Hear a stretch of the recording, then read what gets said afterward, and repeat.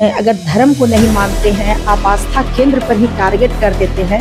देखिए, खेसारी लाल यादव भी एक कहीं न कहीं हुए, इसलिए क्योंकि ऐसे लोगों को आप अपने राजनीतिक में खड़ा करते हैं, तो नीची सी बात है कि आपकी मानसिकता शो होने लगती है। अभी खेसारी लाल यादव छपरा चुनाव लड़ रहे थे आरजेडी की सीट पे, लेकिन जिस तरह का माहौल खेसारी लाल बनाए थे और वो माहौल देख के लग रहा था कि वो जीत जाएंगे, लेकिन वो हार गए। हार का कारण क्या होगा? देखिए, वो भीड़ था एक एक्टर को देखने के लिए, कहीं न कहीं एक अभिनेता को देखने के लिए भीड़ था। वो भीड़ नेता को देखने के लिए उतना नहीं था। खेसारी लाल जी को गलतफ़हमी हो गई कि जितनी जनता आई है सब हमको जिता ही देंगे। उसी गलतफ़हमी का वो शिकार हो गए। अच्छा, जितना वो विरोध कर रहे थे, राम मंदिर के विरोध कर रहे थे या अदर पार्टी के विरोध कर रहे थे, उस विरोध को देख के क्या लग रहा है कि वो हारने का कारण वही है?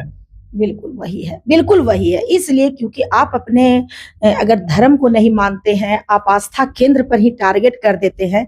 पूरा विश्व उजागर हो गया, पूरा विश्व मतलब खुशियों से जो भर गया। हर एक गाँव, हर एक घर में जिस दिन राम मंदिर का उद्घाटन हुआ था माननीय प्रधानमंत्री जी के द्वारा, हर घर में दीप ज्योति जलाई गई थी और उस आस्था केंद्र को इस इंसान ने टारगेट कर दिया। बताइए, बिना जीते हुए जब इसने हमारे आस्था पर सवाल उठा दिया, ये व्यक्ति अगर जीत जाता तो क्या करता? तो निश्चित सी बात है कि इस व्यक्ति में शिक्षा का बहुत अभाव है और इस व्यक्ति में मानवता जो होता है वो बहुत कम देखने को मिला। अच्छा, लोग ये भी कह रहे हैं कि खेसारी लाल यादव आरजेडी के पूरा खा गए।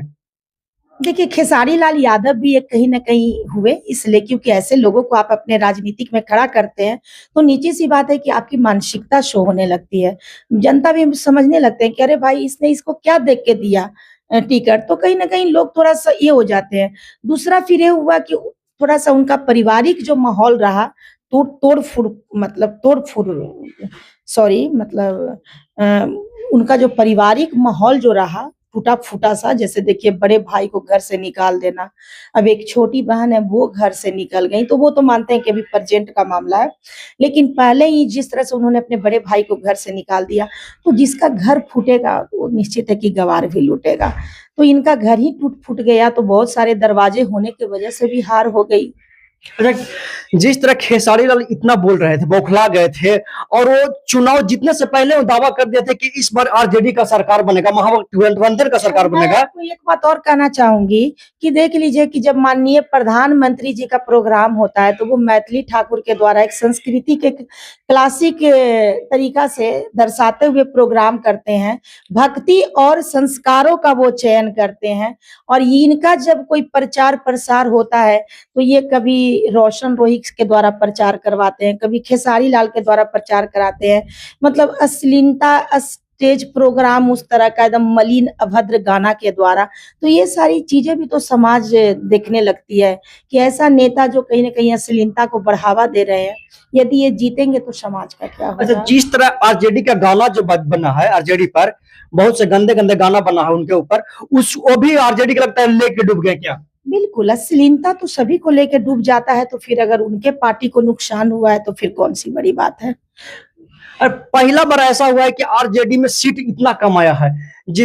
आए दिन पहले बहुत सीट आता था, लेकिन पहला बार ऐसा हुआ है कि जितना जदयू का सीट नहीं आया, उतना आरजेडी का भी सीट एकदम नीचे गिर गया है। नीचे गिरने का कारण क्या हो गया? देखिए, ये अच्छे लोगों का चयन नहीं कर पा रहे हैं और कहीं न कहीं मतलब कंट्रोवर्सी जो होता है ना, उसको देखते हुए ये गलत लोगों का चयन कर ले रहे हैं और गलत लोग का चयन करने की वजह से इनके लिए जो सम्मान है जनता के दिलों में, वो कम होते जा रही है।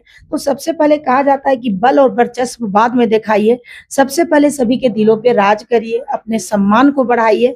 तो कहीं न कहीं कुछ गलतियाँ हुई हैं जिसके वजह से इस तरह का परिणाम सामने आया है। अच्छा, बीजेपी की तरफ से जो मैथिली ठाकुर बहुत अच्छी गायिका थी, बहुत अच्छा क्लासिकल की थी, वो वहां मिथिलांचल से जीत गई है। बिल्कुल, बिल्कुल, उस बेटी के जीत के हम ढेर सारी बधाई देते हैं और ऐसे ही सारे हमारे समाज की बेटियाँ अच्छे-अच्छे कर्म करो, अच्छे लिबाज में रहो, अच्छे संगीत गाओ, अच्छी चीज़ों को दर्शाओ, तो निची-सी बात है कि आप लोगों का भी भाग्य खुल सकते हैं। तो कहीं न कहीं माननीय प्रधानमंत्री जी युवा जनरेशन को बहुत अच्छा एक पहल, एक बहुत अच्छा सोच दर्शाए हैं। मैथिली ठाकुर को आगे करके। लेकिन ये भी कहा जा रहा था कि उनका दूध का दांत भी नहीं टूटा, उनको पूरा राजनीति के बारे में पता नहीं है, वो कैसे विकास कर पाएंगे वो विधायक बन के? इतिहास गवाह है कि हमारा ध्रुव पद 5 साल के बालक ने अपने भक्ति और श्रद्धा से उन्होंने हासिल कर लिया था। तो मेरा ये कहना है कि जब 5 साल का बालक ध्रुव लोक को मतलब संभाल सकते हैं, तो मैथिली ठाकुर तो 25 साल की बच्ची है। तो मेरा ये कहना है कि अगर व्यक्ति का बचपन से ही कर्म अच्छा हो, तो बहुत कम उम्र में ही उसको बहुत बड़ी प्रकाष्ठा मिल जाती है। तो कहीं न कहीं मैथिली ठाकुर का जो अपना कर्म है, जो अपना वर्चस्व है, जो अपना संस्कार है, उनको वही संस्कार जो है, सो कहीं न कहीं माननीय प्रधानमंत्री जी को अच्छा लगा और उनको वो मौका मिल गया है। अच्छा, अब अभी आरजेडी की तरफ से रोहिणी आचार्य जो लालू यादव की बेटी थी, उनको निकाल दिया गया, घर से निकाल दिया गया। वो भी आरोप लगा रहा है कि हमको चप्पल से मारा गया है। एक कितना दुर्भाग्यपूर्ण घटना है कि सोच लीजिए कि उस परिवार को इतनी कहाँ बुद्धि उसकी भ्रष्ट हो गई है कि एक तरफ बड़े भाई को घर से निकाल देना, दूसरे तरफ अपनी उस बहन को निकाल देना जो अपने पिता को जीवन दान दी है। और कहा जाता है शादीशुदा बेटियां लक्ष्मी होती है। शवासीन हम लोग के मतलब बिहार में माना जाता है कि वो ब्राह्मणी रूप में हो जाती हैं जब एक बेटी का शादी हो जाता है। और हम लोग के घरों में जब शवासीन आती हैं तो उनका आदर होता है। और ये कितना दुर्भाग्यपूर्ण कर्म है कि एक शादीशुदा बेटी को इस तरह से अपमान करके निकाला गया है। तो ऐसे ही उस परिवार का जो भी कहिए बहुत ही गलत हो गया, बहुत गलत हो गया। तो चलिए आज के लिए इतना ही। इस वीडियो को शेयर कीजिए, लाइक कीजिए। अगले वीडियो में मिलके धन्यवाद।